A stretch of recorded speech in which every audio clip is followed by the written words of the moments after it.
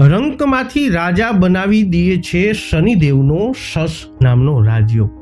જાણો કુંડળીમાં ક્યારે અને કેવી રીતે બને છે શશ રાજયોગ। આજે મિત્રો આ વિડીયોમાં અમે તમને શનિદેવ દ્વારા બનનારો શશ નામનો રાજયોગ જેના વિશે તમામ માહિતી સંપૂર્ણ માહિતી આપવાના છીએ। તો આ વિડીયોમાં અંત સુધી અમારી સાથે જોડાયેલા રહેજો। હજુ સુધી આપે અમારી ચેનલને સબસ્ક્રાઇબ નથી કરી તો અવશ્ય સબસ્ક્રાઇબ કરી લેજો। આ વિડીયોને લાઇક અને શેર કરવાનું ભૂલશો નહીં।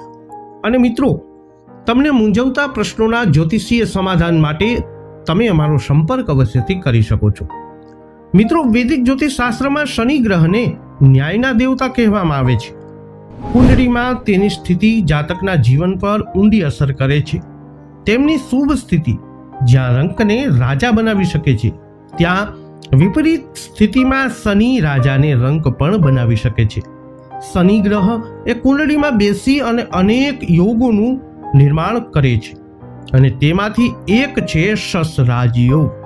વૈદિક જ્યોતિષમાં શશ રાજયોગને ખૂબ જ પ્રભાવશાળી માનવામાં આવે છે। તેની કુંડળીમાં હાજરી એ રંકને રાજા બનાવી શકે છે। આ યોગ ક્યારે અને કેવી રીતે બને છે ચાલો વિગતવાર જાણીએ। સર્વપ્રથમ જોઈ લઈએ કે શશ યોગ ક્યારે અને કેવી રીતે બને છે। તો શનિનો શશ યોગ જો કોઈની જન્મ કુંડળીમાં હોય છે તો જીવનભર તેનો શુભ પ્રભાવ એ જાતકને મળે છે। તો બીજી તરફ શશ યોગ જો કુંડળીમાં ન હોય ત્યારે પણ ક્યારેક ને ક્યારેક વર્ષફળમાં તેમનું નિર્માણ તો ચોક્કસ થાય છે। એટલે કે તમારા જીવનમાં કોઈ ને કોઈ વર્ષમાં શશ રાજયોગ તમારા જીવનને સુધારી શકે છે। તો ચાલો જાણીએ કે શશ યોગ કેવી રીતે બને છે। તો શશ યોગનું નિર્માણ કેવી રીતે થાય છે સર્વપ્રથમ તો એ જાણીએ। જ્યારે શનિ ગ્રહ કુંડળીમાં પોતાની રાશિઓ મકર અને કુંભ અથવા તેની ઉચ્ચ રાશિ તુલામાં વિરાજમાન હોય અને કેન્દ્રના ભાવ એટલે કે પહેલું સ્થાન, ચોથું સ્થાન, સાતમું સ્થાન અને 10મા સ્થાનમાં સ્થિત હોય ત્યારે શશ રાજયોગનું નિર્માણ થાય છે। આ યોગ ત્યારે વધુ શક્તિશાળી બને છે જ્યારે શનિ પર અન્ય કોઈ ગ્રહની દૃષ્ટિ ન હોય અને સાથે જ શનિ કુંડળીનો કારક ગ્રહ પણ હોય। શશ રાજયોગના કયા કયા લાભ થાય છે એ જાણીએ એ પહેલા મિત્રો હજુ સુધી આપે અમારી ચેનલને સબસ્ક્રાઇબ નથી કરી તો અવશ્ય સબસ્ક્રાઇબ કરજો, કેમ કે નિયમિત જ્યોતિષીય માર્ગદર્શનને લગતા વિડીયો તમને અમારી ચેનલ પર નિયમિત જોવા મળવાના છે।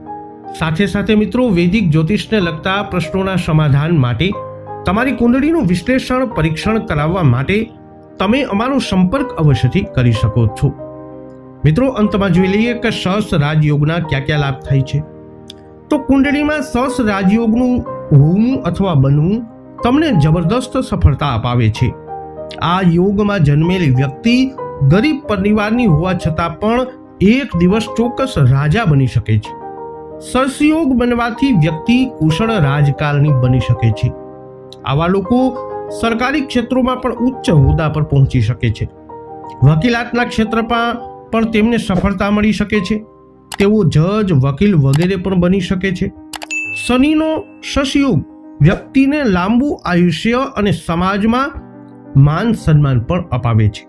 શશ યોગ સાથે જન્મેલી વ્યક્તિ મહેનતુ, શિસ્તપ્રિય અને સહનશીલ પણ હોય છે। આ સાથે સાથે મિત્રો શશ રાજયોગ બનવાથી ઘણા બધા વિશેષ લાભો પણ વ્યક્તિને મળતા હોય છે।